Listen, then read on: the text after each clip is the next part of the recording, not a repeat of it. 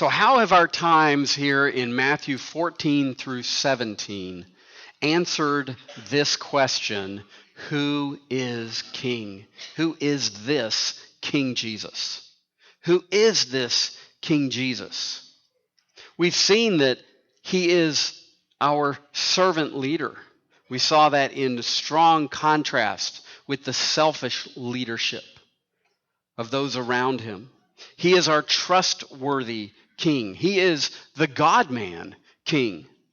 He is the powerful king of powerful healing.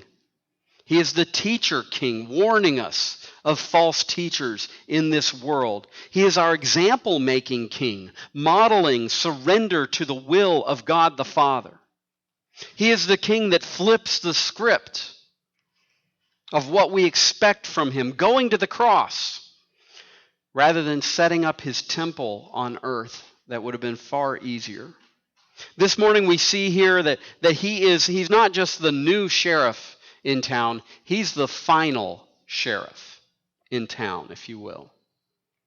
He comes and sets all the earthly and spirit powers in their place as he desires. And what I want to encourage you to do this morning is let King Jesus reign. To let King Jesus reign. We pick up back in Matthew 17, in verse 14. We're looking at 14 through 20 here this morning. And it talks about when they came to the crowd. And so just referencing back, Jesus and Peter, James, and John have been up on a mountain. And there on the mountain, Jesus was transfigured before them. The glory that he has in himself was made visible, and his appearance was transformed before them so that they could see a little bit of a glimpse of his glory. And so they're coming down from this mountaintop experience, you can call it, and they came to the crowd. And we read, a man came up to him and kneeling before him said, Lord, have mercy on my son, for he has seizures, and he suffers terribly. For often he falls into the fire, and often into the water. And I brought him to your disciples, and they could not heal him. One writer says, we move from the mountain of glory to the valley of need. We continue in verse 17, and Jesus answered, O faithless and twisted generation, how long am I to be with you? How long am I to bear with you? Bring him to me. And Jesus rebuked the demon, and it came out of him. And the boy was healed instantly. Then the disciples came to Jesus privately and said, as we see in this disciple-rabbi relationship, why could we not cast it out? He said to them, because of your little faith. For truly I say to you, if you have faith like a grain of mustard seed, you will say to this mountain, move from here to there, and it will move, and nothing will be impossible for you. So I read once about an engineer and a politician and a doctor. They were arguing about which one of their work, which one of their discipline was more important to the world. Which one was more foundational to what was needed in the world. And having some knowledge of the scripture, the doctor said, well, I'm aware that Eve was created out of Adam's rib, and that required surgery. So certainly doctors and the work of the doctor must be more important. And the engineer speaks into it and says, wait a second. Creation was an incredible work of engineering. I mean, it took a massive amount of engineering to bring order out of chaos. So obviously engineering is more foundational. The politician spoke up and said, well, wait, if there was chaos, there must have been some sort of politicking going on before the engineering. In our politically charged and divisive culture today, we need more than ever to let King Jesus reign.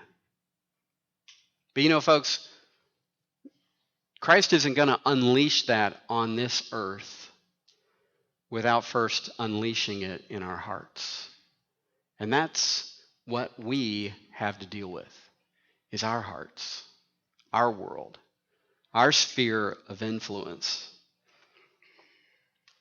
This King Jesus is the final sheriff of the spirit world.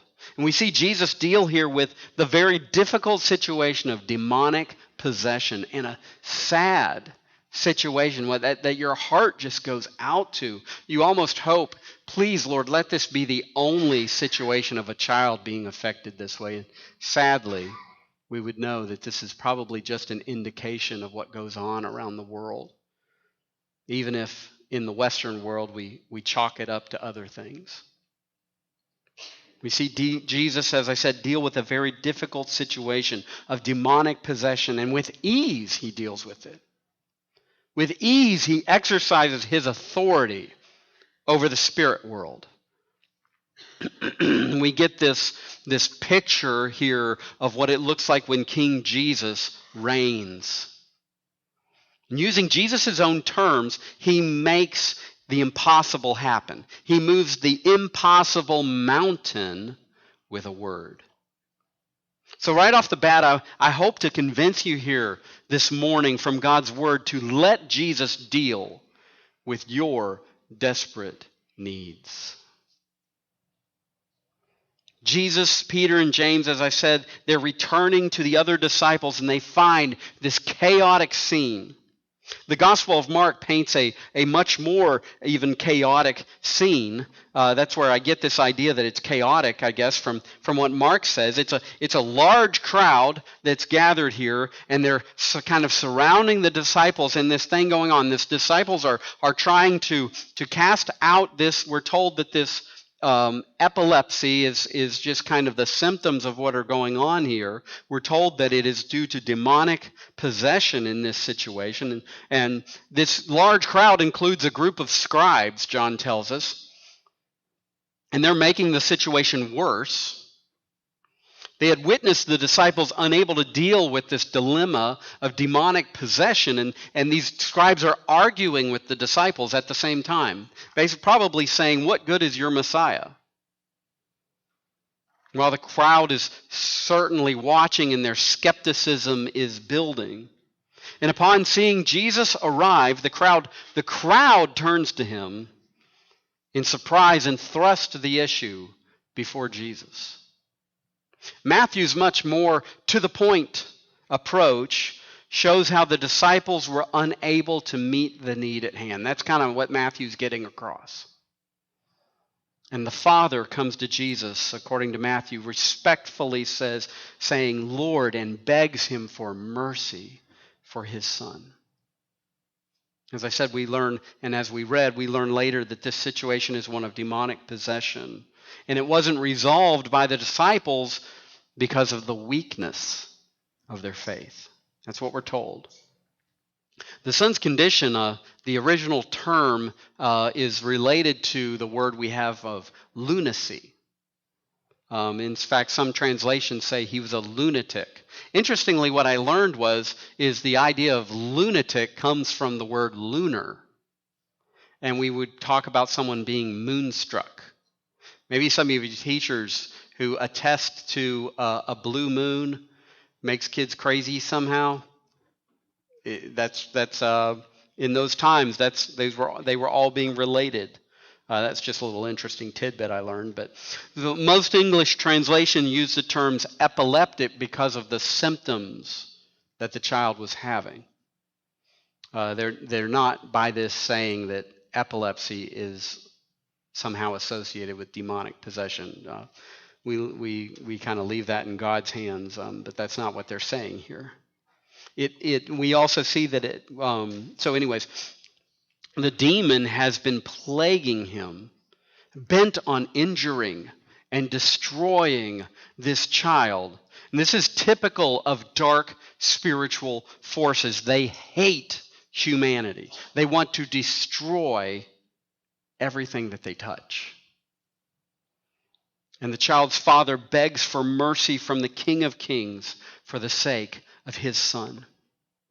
We read if you recall from the context earlier on in Matthew's gospel, the disciples have been given apostolic authority over unclean spirits. But here the disciples, we see, are unable to carry out this mission for some reason.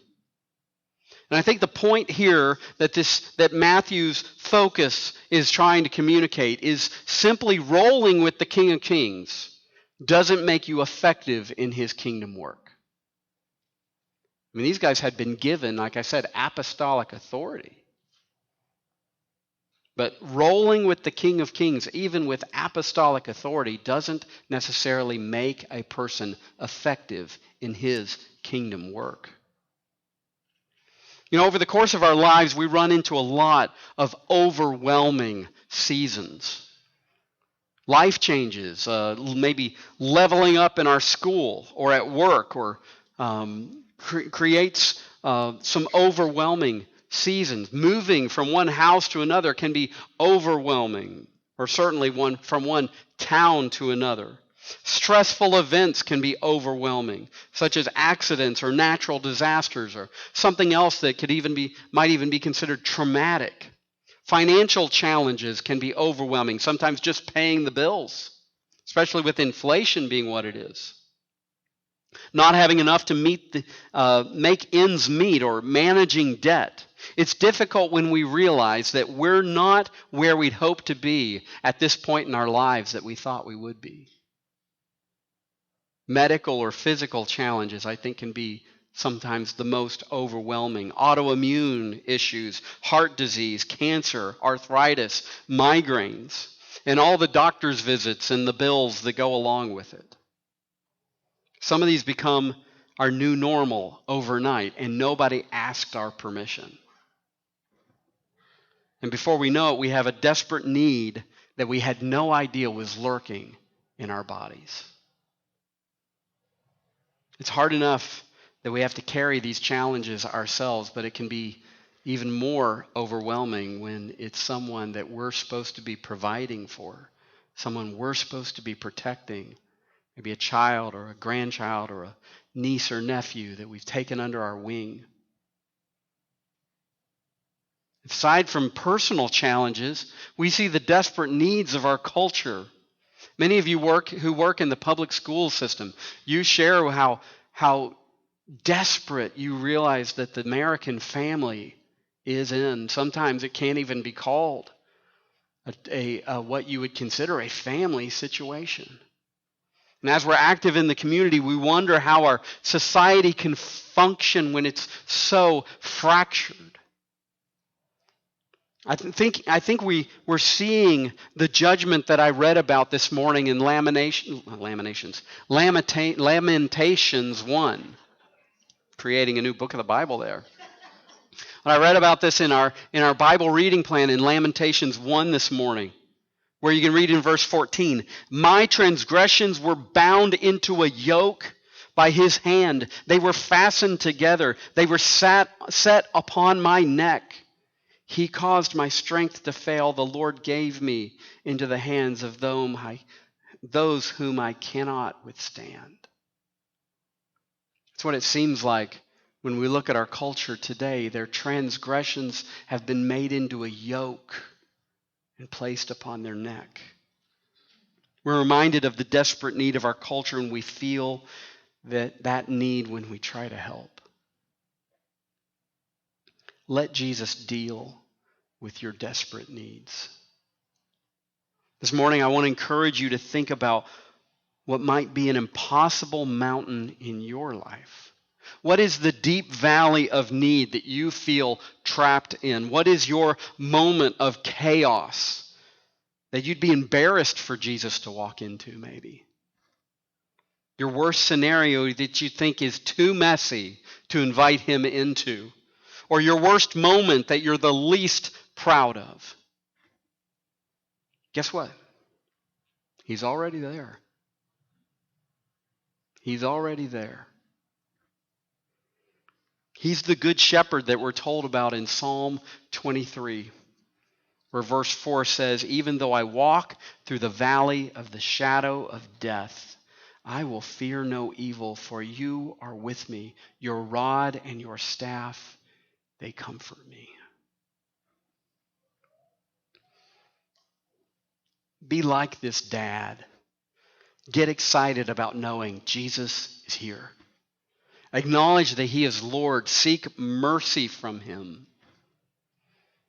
I love it when Jesus responds in this way that he does in our passage here. It's the same command that he gives the disciples when they realize we've got 15,000 people here and only a few loaves of bread and fish. What are we going to do with this? And what was Jesus' response there? Bring them to me. And that's what we see here in verse 17. Bring him to me. And that's what he wants us to do as well. Bring that need to him. But drawing near to Jesus with our desperate need is usually humbling. Usually it involves realizing how powerless we actually are. And in our passage, it involves Jesus sighing over the situation and the sin that infects our world. So from verse 17, I want to encourage you, let Jesus show you your inadequacies.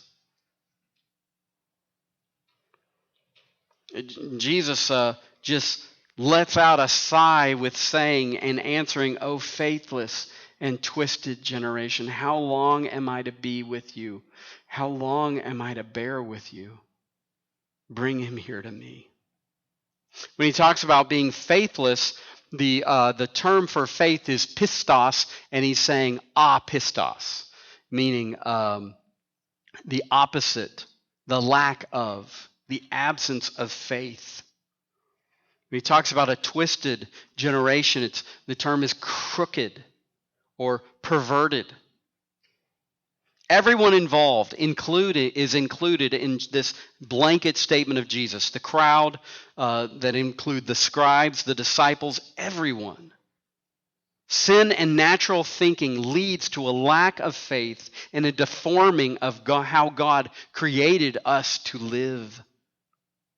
Jesus' question about his presence with them is probably a reference to his 9 disciples also, who were unable to deal with things when a little bit of hell broke loose while he had been away. It's also a legit question. Jesus was traveling under the direction of God the Father, and there's a real question here of how long am I going to be here to help you? What is going to happen to you when I'm not here? You know, a 1-ton truck is inadequate for a 2-ton load, as you can see in these pictures here. It does not work to overload or to put 2 tons on a 1/2-ton truck. And we are usually inadequate for what God allows to come into our lives. You hear that? We are inadequate for what God allows to come into our lives. We are intended to bring our lives to God. Let Jesus show you your inadequacies. We are inadequate to fix the faithless and twisted nature of the world today. It seems like our society is hell-bent on ruining itself. Adam and Eve and the forbidden fruit seems like nothing compared to the forbidden orchard that modern people are intending to nourish themselves with. People seem to be intent on getting the cart before the horse that does not work when it comes to sex and marriage. And those who do are far more likely to get divorced and just repeat the cycle again. That's what the statistics show. This world argues for letting science trump everything else to the point that natural sciences are treating like they can speak into the realm of the supernatural. Do you realize how ridiculous that is? That natural science can think they can rule out the supernatural? Completely different disciplines. Once everyone is bowing to the natural science, the religion of humanism steps in and makes it unscientific to claim. It makes one unscientific claim after another, all to celebrate whatever the human nature desires. We see humanism in our world today to the point that it's no longer a secular humanism, it's a sacred humanism. Evidenced by the fact that it's considered immoral to say that someone should not do what they desire. It's taken on a religious fervor to it. Our society is determined to conduct experiments with the family, justifying it with saying, well, kids are resilient. Adults have grown up in Christian homes and aren't prepared for the anti-Christian culture that meets them. How do you prepare them for that? And like never before, the challenges to their faith and their commitment to Christ are sink or swim situations in an anti-Christian culture. As God's people, we are woefully inadequate for these challenges. We are woefully inadequate. We must bring them to Jesus. Thinking about our inadequacies caused me to think about how I can't see what's going on inside my body. Both my dad and my brother have aortic aneurysms, right? So when I shared that with my doctor, he was like, we need to get you a CAT scan. I'm thinking, Doc, I feel fine. I think I'm good.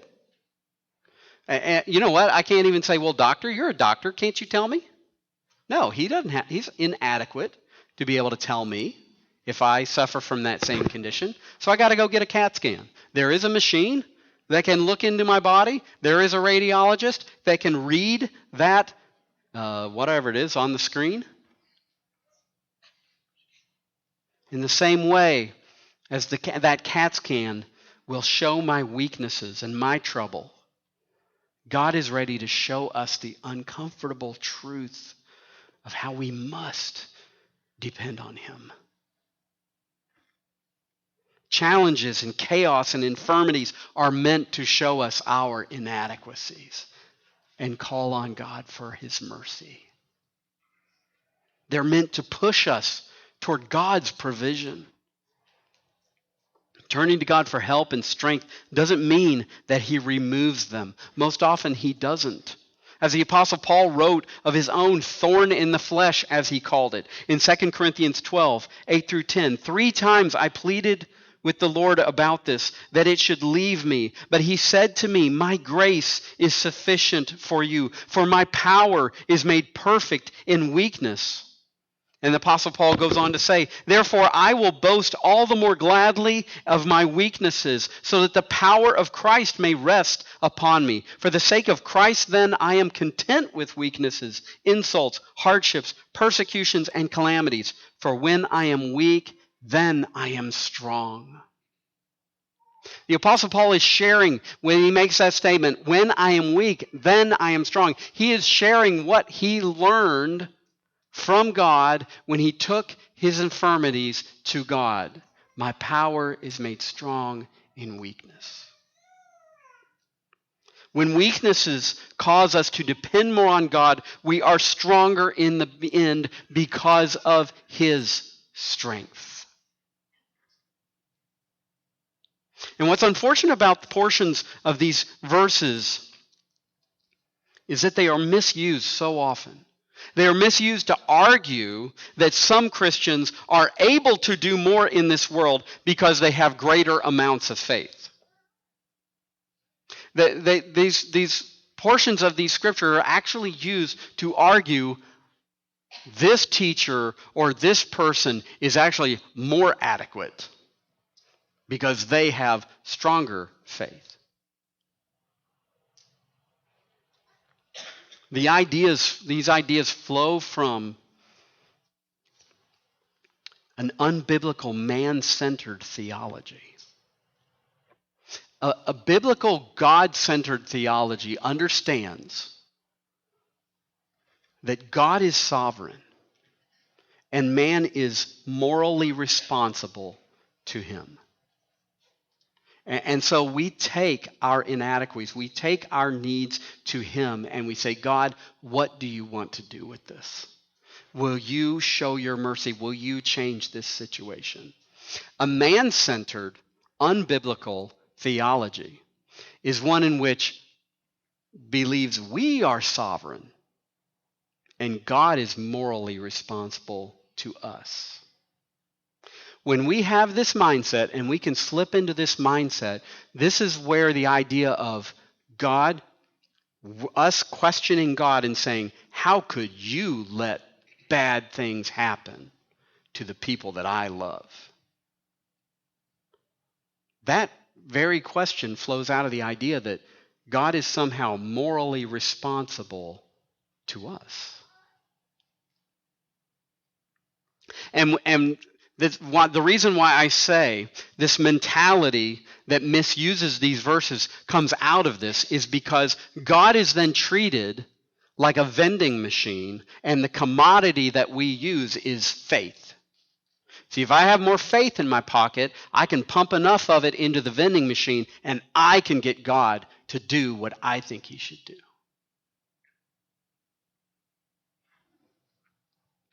And these verses are misused for that reason, to that end. The truth is that God is sovereign over the whole universe as his creation. And faith begins with recognizing that and living according to it. And being reminded of the challenges that we live with, I want to challenge you. Let Jesus inform your faith in God's power. Let Jesus inform your faith in God's power. We read, and Jesus rebuked the demon. And you've got this Matthew straight to the point. What he wants to make clear here is when Jesus chose to do it, it was done. Jesus rebuked the demon, and it came out of him, and the boy was healed instantly. In that very moment, Jesus exercises his decisive authority over the kingdom of darkness. And Matthew portrays the demon as conquered and removed in the very moment of Jesus' demand. And along with the removal of the demon, the boy's illness is removed. We read on in verses 19 through 20, then the disciples came to Jesus privately and said, why could we not cast it out? And he said to them, because of your little faith. For truly I say to you, if you have faith like the grain of a mustard seed, you will say to this mountain, move from here to there, and it will be moved, and nothing will be impossible for you. Jesus tells them it's because of your weak faith. The faith that you have is weak. So he's got the same root word here of pistia, but the rather than the prefix of what he uses earlier, faithless, apistia, it's oligopistia, which I don't know what oligo means, but it turns out to mean weakness of faith. The faith that you have is weak. The trouble wasn't the size of the situation, but the weakness of these disciples' faith. And we tend to think, though, that these followers of Christ just need more of this faith in order to accomplish such great things. But what Jesus is actually telling them is if you had the right faith, you don't need more of it. You just need the tiniest bit of it. That's what the mustard seed always represents, the tiniest bit of. And what we see here from what he's talking about the size of the mustard seed is to say your faith of self-reliance is weak. You only need the smallest amount of faith that's in God's power. But it's more than that.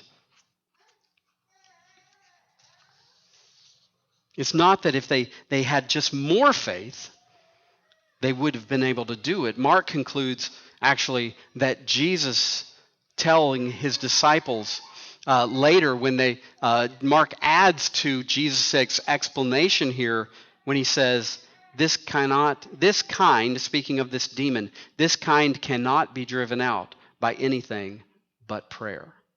So the picture is not, or the situation is not one of Jesus originally tells them, okay, so if you just had better faith, you would have been able to do this. And they're like, oh, okay. And then he adds to that, well, but tell you the truth, this one doesn't come out anyways, except by prayer.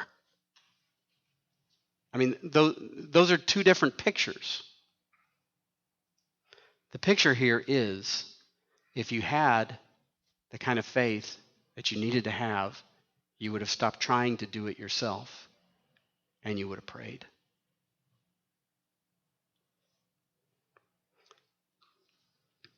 What the disciples needed to do was stop trying to exercise their apostolic authority that they had been given and give the situation over to God in prayer. We see that actually physically happen, right? When the Father brings his Son to God, to Jesus. Having a strong faith does not mean being able to do God's work on your own. Having a strong faith does not mean being able to get God to do what you want him to do. Having a strong faith in this situation that we see here meant giving it over to God through prayer. Jude warns against Christians, false teachers of Christians of that day, that they claimed, these teachers were claiming that they were powerful enough to do the work of God. And Jude describes the most powerful angels and how they dealt with the devil. It's a very interesting scene that he describes here. In Jude 9, he says, even Michael, one of the mightiest of the angels, did not dare accuse the devil of blasphemy, but simply said, the Lord rebuke you. And what Jude is saying by that about these false teachers that were claiming to be directing angels and driving out demons in their own power, Jude is saying, not even Michael, the most powerful of God's angels, would be so bold as to do that. I'm not saying that God does not give us the faith to obey, the faith to do things in his power. I'm not saying that it's always a matter of just going to God in prayer. I think that should always be a part of it. But this specific situation is one in which Jesus was saying, according to what Mark tells us, this could have been handled by prayer. It appears that a small amount of faith would have resulted in them praying for God to cast out the demon. And I think it's like the difference between a whole lot of diluted soap or a small amount of concentrated soap, right? Sometimes if you got the concentrated stuff, you just need a little tiny bit of it, and it'll work. Better than a whole lot of diluted stuff. Pure, undiluted trust in God's goodness and greatness is more powerful than a whole lot of showy, man-centered hubbub that's trying to get God to do what we want. The smallest amount of strong faith can draw on the unlimited power of God. Or as the New Testament commentary, how it puts it, it is important to observe here that it is not the amount of faith which brings the impossible within reach, but the power of God which is available to even the smallest faith. But people will still try to make it look like they got the power. Right? I was talking with a man at McDonald's, and I didn't really want to tell him what I thought the situation probably was, but we were encouraging each other about our relationship with the Lord, and he was telling me, he said, man, there's some amazing things going on at my church. He says, we had a guy show up a couple years ago on crutches. And halfway through the service, he comes up to the front, throws his crutches across the room, and starts dancing around the room. I'm like, that's pretty amazing. Then he follows up with saying, I always wondered what happened to that guy. My cynicism is that he probably got his money under the table and didn't show up again.